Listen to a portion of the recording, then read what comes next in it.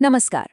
आज के इस विश्लेषण में हम सीधे उस गहराई में उतरेंगे जहां इंसानी दिमाग का प्रभाव अपनी नैतिक सीमाएं तोड़ देता है। हम अक्सर देखते हैं कि कैसे कुछ लोग कितनी आसानी से बातों में फंसा लेते हैं, है ना? लेकिन ये कला आखिर कद एक खतरनाक हथियार बन जाती है।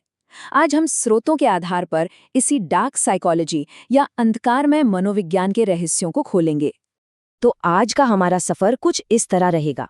सबसे पहले हम डार्क साइकोलॉजी स्पेक्ट्रम को समझेंगे, फिर उन खास डार्क ट्रायड पर्सनालिटीज पर नजर डालेंगे। उसके बाद हेरफेर और नैतिक अनुनय के बीच का फर्क देखेंगे।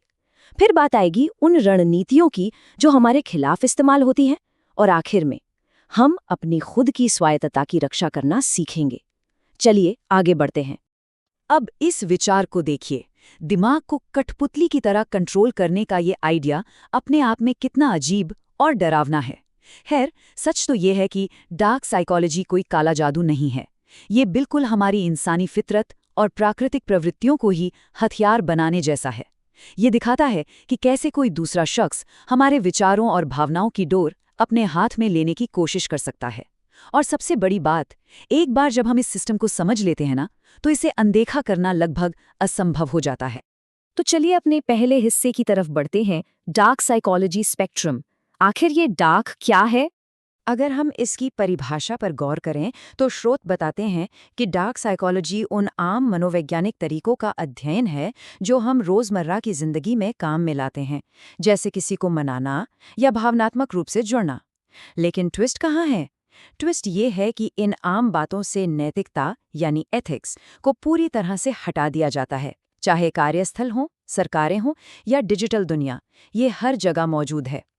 असल में जो चीज़ इसे डार्क बनाती है वो है धोखा देने या कंट्रोल करने का इरादा। जब मकसद सिर्फ अपना फायदा निकालना हो तो वहाँ नैतिक सीमा पार हो जाती है। यहाँ सबसे दिलचस्प बात ये द डार्क कॉन्टिनम है। इस स्पेक्ट्रम को देखकर समझ आता है कि इंसानी बातचीत कैसे एक स्लाइडिंग स्केल पर काम करती है। हम सभी इस स्पेक्ट्रम पर कहीं ना कहीं हैं। इसके एक छोर पर बिल्कुल स्वस्थ पारदर्शी प्रभाव है, जैसे किसी दोस्त को अच्छी आदत अपनाने के लिए मनाना। लेकिन दूसरे छोर पर वहाँ बेहद अनैतिक हेरफेर या मनोवैज्ञानिक दुर्व्यवहार होता है जो पूरी तरह से विनाशकारी है। ये तो हो गए स्पेक्ट्रम की बात। अब आते हैं अपने दूसरे पड़ाव पर, डार्क ट्रायड पर्सनालिटीज। ये वो लोग हैं जो स्पेक्ट्रम के डार्क साइड में मास्टर होते हैं। इस ट्रायड का पहला हिस्सा है नार्सिसिज्म। बड़ी रोचक बात है कि यह शब्द प्राचीन यूनानी मिथक के एक पात्र नार्सिसस से आया है, जिसे पानी में अपनी ही परछाई से प्यार हो गया था।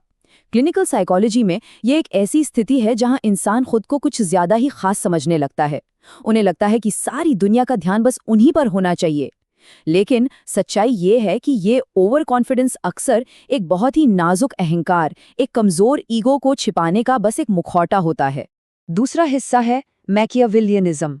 ये नाम एक मध्ययुगीन राजनेता के नाम पर रखा गया है। ऐसे लोग किसी को भी मैनिपुलेट करने से पहले पूरी कैलकुलेशन करते हैं। इनका फंडा बड़ा सीधा है। हेर-फेर का शिकार होने से बेहतर है कि दूसरों का हेर-फेर किया जाए। इनमें भावनाओं की जगह एक अजीब सी शीतलता होती है और नैतिकता से इन्हें कोई खास लेना देना नहीं होता। दूसरों की कमजोरियां इनके लिए सिर्फ एक टूल है अपना काम निकलवाने के लिए। और अब ट्रायड का तीसरा और शायद सबसे खतरनाक पहलू, साइकोपैथी। बाकी दोनों की तरह इनमें भी सहानुभूति यानी एम्पैथी की कमी होती है, पर जो चीज़ इन्हें बिल्कुल अलग करती है वो है इनका लगातार असामाजिक व्यवहार और बहुत ज़्यादा आवेग। इन्हें अपने किए पर कोई पछतावा या गिल्ट नहीं होता। किसी को ठेस पहुंचाना या नियम तोड़ना इनके लिए कोई बड़ी बात नहीं है, क्योंकि इनमें वो भावनाएं होती ही नहीं जो एक आम इंसान को गलत काम करने से रोकती हैं।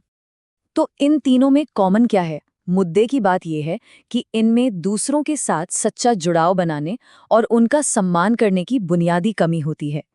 सहानुभूति का पूरी तरह से न होना, बातचीत में एक अजीब सा ठंडापन और हर इंसान को बस एक सीढ़ी समझना, यही वो धागे हैं जो इन तीनों को डार्क ट्रायड में बांधते हैं। और ये कोई नई चीज नहीं है। इंसानी समाज में ऐसे लक्षण प्राचीन काल से ही मौजूद रहे हैं। अब हम अपने तीसरे हिस्से की तरफ मुड़ते हैं, हेर-फेर बनाम नैतिक अनुनय। आखिर पर्सुएशन और मैनिपुलेशन के बीच की लाइन कहाँ तय होती है? ये फर्क समझना बिल्कुल जरूरी है। देखिए, नैतिक अनुनय पारदर्शी होता है। ये इंसान की सोचने समझने की ताकत को बढ़ाता है और इसमें दोनों का फायदा होता है। इसमें इंसान की आज़ादी का सम्मान किया जाता है, पर दूसरी तरफ अनैतिक हेरफेर या मैनिपुलेशन सिर्फ धोखे और दबाव पर चलता है। ये सामने वाले के फैसले लेने की आज़ादी को नष्ट कर देता है। मैनिपुलेशन का एक ही मकसद होता है, सिर्फ और सिर्फ अपना स्वार्थ। तो यहाँ एक छोटा सा पर बहुत ही प्रैक्टिकल सवाल उठता है। जब हम रोजमर्रा की जिंदगी में लोगों से बातचीत करते हैं तो कैसे तय करें कि सामने वाला हमें सही तरह से प्रभावित कर रहा है या चुपचाप मैनिपुलेट कर रहा है? ये किसी बड़ी पहेली से कम नहीं, क्योंकि हेर-फेर कई बार इतना सूक्ष्म होता है कि पता ही नहीं चलता। इस पहेली को सुलझाने के लिए हमारे स्रोत हमें the Socratic test for influence जैसी एक बढ़िया मानसिक टूल किट देते हैं। बस 3 सीधे सवाल। पहला, उस व्यक्ति का इरादा क्या है? दूसरा, वो जो तरीका अपना रहा है उसमें कितनी सच्चाई है? और तीसरा और शायद सबसे जरूरी, क्या इससे सच में दूसरे व्यक्ति का फायदा हो रहा है? अगर इरादा छिपा हुआ है, बात में झूठ की मिलावट है और फायदा सिर्फ एक तरफ का हो रहा है, तो समझ लीजिए कि नैतिक सीमा लांघी जा चुकी है। चलिए अब आते हैं चौथे हिस्से पर। देखते हैं कि असल जिंदगी में ये रणनीतियां हमारे खिलाफ इस्तेमाल कैसे होती हैं। ये एक बहुत ही गहरी चेतावनी है कि मैनिपुलेट करने वाले कोई अलग से चेहरा लगाकर नहीं आते। वे हमारी ही भाषा, हमारे ही शब्दों और हमारे ही आदर्शों का मुखौटा पहन लेते हैं। कई बार वे इतनी तेज आवाज में या लगातार बोलते हैं कि सामने वाले को सोचने का मौका ही न मिले। ये तरीका खास तौर पर इसलिए डिज़ाइन किया जाता है ताकि इंसान कंफ्यूज हो जाए और मानसिक रूप से खुद को छोटा महसूस करे। आइए कुछ खास अनैतिक रणनीतियों को समझते हैं। पहला है लव बॉम्बिंग। शुरू में इतना ज्यादा प्यार और ध्यान दिया जाता है कि इंसान पूरी तरह उस रिश्ते में फंस जाता है और फिर शुरू होता है दुर्व्यवहार। दूसरा है गैसलाइटिंग। ये सच में डरावना है।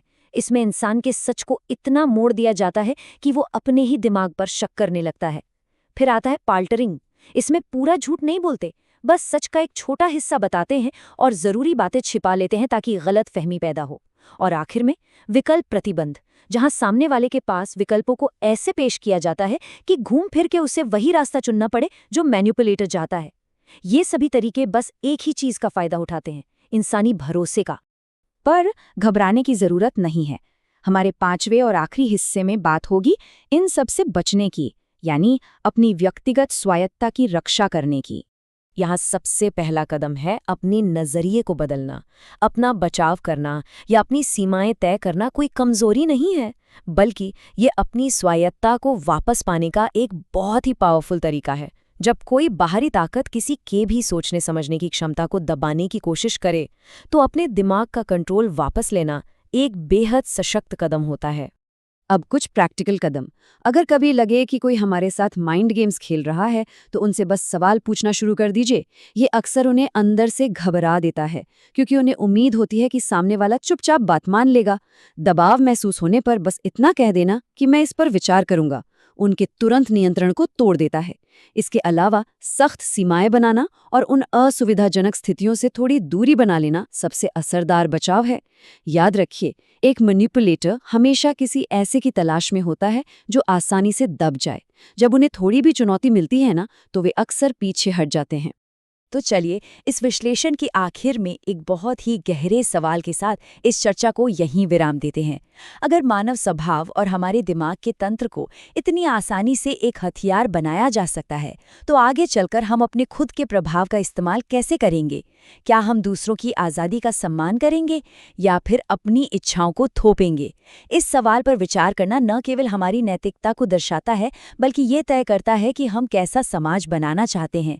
इस बेहद ज़रूरी मुद्दे पर इस विश्लेषण में साथ जुड़ने के लिए बहुत बहुत धन्यवाद।